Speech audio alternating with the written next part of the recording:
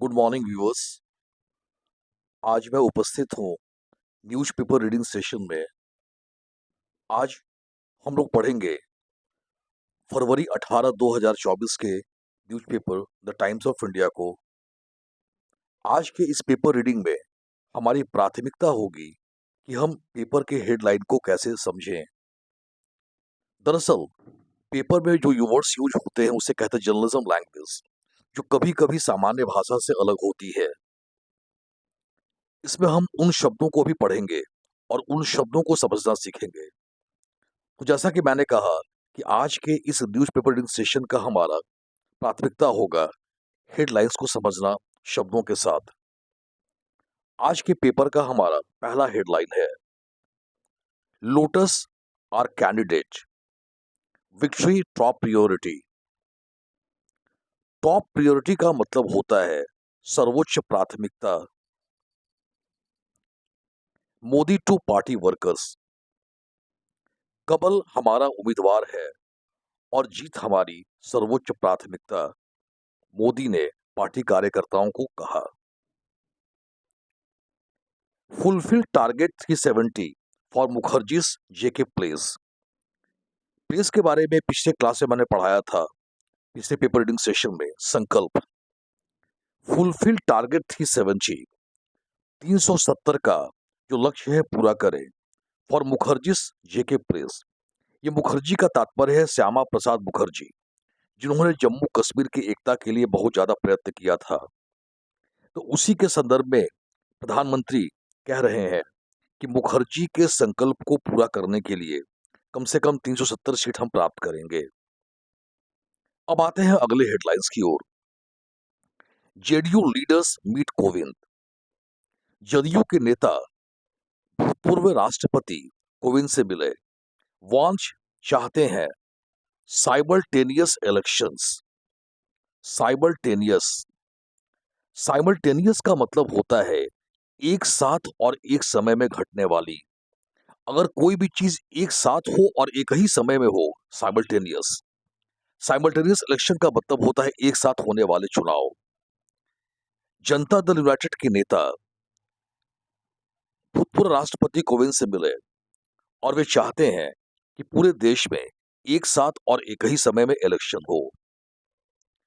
अब हम बात करते हैं अगले हेडलाइन की। ज्ञानपीठ फॉर गुलजार राम भद्राचार्य। साहित्य के क्षेत्र में मिलने वाले ज्ञानपीठ पुरस्कार की घोषणा की गई, जो उर्दू शायर गुलजार और संस्कृत के विद्वान राम भद्राचार्य को दी गई। अगला हेडलाइन, डेब्ट का मतलब होता है कर्ज। रिडेन का मतलब होता है से दबा हुआ या से लदा हुआ। Man Burns 3 kids alive. Alive का मतलब होता है जिंदा या जीवित। इन कटिहार, कटिहार में कर्ज से दबे हुए व्यक्ति ने अपने 3 बच्चों को जिंदा जलाया।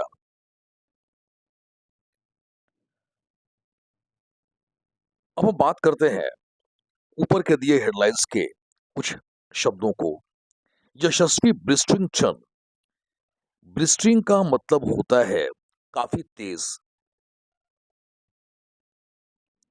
ब्लिस्टरिंग का मतलब होता है बहुत तेज, फास्ट, वेरी फास्ट। और टन का मतलब होता है शतक, सेंचुरी। क्रिकेट के टर्म में टन शब्द का यूज करते हैं सेंचुरी के लिए। कोहली टन यानी कोहली का शतक। यशस्वी यानी यशस्वी जायसवाल का ब्लिस्टरिंग टर्न, बहुत तेजी से बना हुआ शतक। गिब्स होस्ट मेजबानों को दिया 322 रन लीड, 322 रनों का लीड विद 8 विकेट्स रिमेनिंग, और 8 विकेट के शेष रहते हुए। अगला है विल लिबरेट इंडिया। लिबरेट का मतलब होता है मुक्त करना। विल लिबरेट इंडिया, भारत को मुक्त करेंगे फ्रॉम बीजेपी इन 2029। 2029 में भारत को बीजेपी से मुक्त करेंगे, डिक्लेयर्स केजरीवाल। केजरीवाल ने घोषणा की। अब बात करते हैं हम अगले हेडलाइंस के ऊपर के शब्दों को। EAM and his Canadian counterpart. अब बहुत से लोग जो इंग्लिश जानते भी हैं उनको भी शायद समझने में दिक्कत हो कि ये एम क्या है। EAM और लोग डिक्शनरी खोजेंगे या गूगल्स खोजेंगे मगर वहां भी परेशानी में पड़ेंगे। EAM का मतलब होता है विदेश मंत्री। आप भी चौंक जाएंगे और यही वजह होता है कि पेपर के हेडलाइन को समझने में परेशानी होती है। EM का मतलब हुआ एक्सटर्नल एक्सटर्नल अफेयर मिनिस्टर, यानी कि विदेश मंत्री। And is Canadian counterpart. Counterpart का मतलब होता है समकक्ष या प्रतिपक्ष। विदेश मंत्री और उनके कनाडा के प्रतिपक्ष के नेता या उनके समकक्ष नेता होल्ड फ्रैंक टॉक्स, यानी कि खुलकर बात की on state of ties. Ties का मतलब होता है संबंध, यानी स्टेट ऑफ टाइज का मतलब हुआ दोनों देशों के संबंध। इस पूरे लाइन का मतलब यह हुआ कि भारतीय विदेश मंत्री और कनाडा के समकक्ष ने खुलकर बात की दोनों देशों के संबंध पर। ये हमारे हेडलाइन के कुछ खास शब्द हुए। अब हम बात करते हैं, हमारा अगला हेडलाइन है revamped Patna museum to open in March. Revamped revamped का मतलब होता है पुनरुत्थान, फिर से निर्मित। अगर कोई भी इमारत हो जिसका पुनः उत्थान किया जाए यानी पुनः निर्मित की जाए उसे कहते हैं revamped. Revamped Patna museum to open in March. उत्थान किए हुए या पुनः निर्मित पटना संग्रहालय मार्च में खोले जाने को है। Treasure trove with a new look. हमारे पास एक शब्द आया है ट्रेजर ट्रोव। ट्रेजर ट्रोव का यूज करते हैं बहुमूल्य इमारत, बहुमूल्य चीजें या छिपे हुए खजाने या दबे हुए खजाने के संदर्भ में। छिपा हुआ खजाना, गड़ा हुआ खजाना या बहुत महत्वपूर्ण या बहुत बहुमूल्य चीजों के लिए यूज करते हैं ट्रेजर ट्रोव का। यहाँ पर ट्रेजर ट्रोव शब्द का यूज किया गया है पटना म्यूजियम के तैयार इमारत के लिए with a new look. The installation, installation का मतलब होता है स्थापना। The installation of statues is going on. मूर्तियों की स्थापना का काम जारी है। In the sculpture garden, sculpture garden का मतलब होता है मूर्ति कला उद्यान। ऑन द कैंपस, यानी पटना म्यूजियम के कैंपस में मूर्ति कला उद्यान जो बन रहा है उसमें मूर्तियों की स्थापना का काम जारी है। अब बात करते हैं अगले हेडलाइन की ओर। UEOU to probe MLAs horse trading charge. Probe का मतलब होता है इन्वेस्टिगेट, जांच। ईओयू, ये शब्द है ईओयू।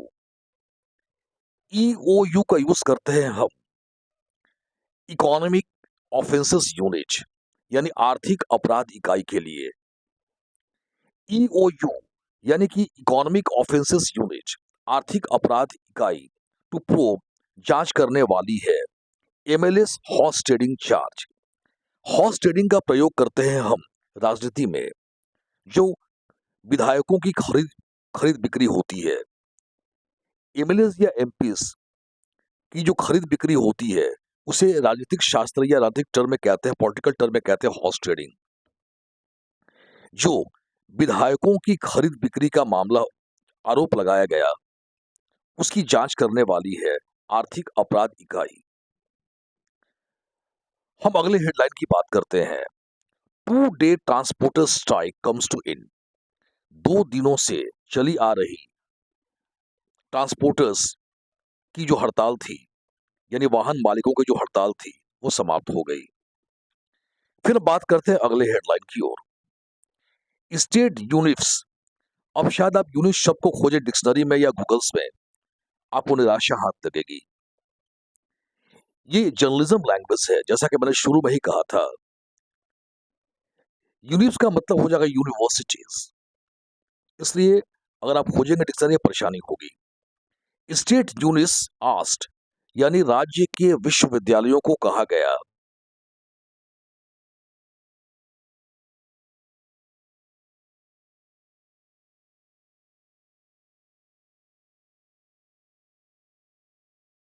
प्रोत्साहित करने की दिशा में कारगर सिद्ध होगी। प्रमोट का मतलब होता है बढ़ावा देना, इनकरेज, और आर्टिशन का मतलब होता है कारीगर, कारीगरों को। शुरू किया सिलसिला हेडलाइंस को समझने का, और ये हमारा सिलसिला जारी रहेगा। मैं उम्मीद करता हूं कि जो भी इसको आज देखे होंगे फायदा उठाएंगे। Thank you very much and again good morning and have a nice time.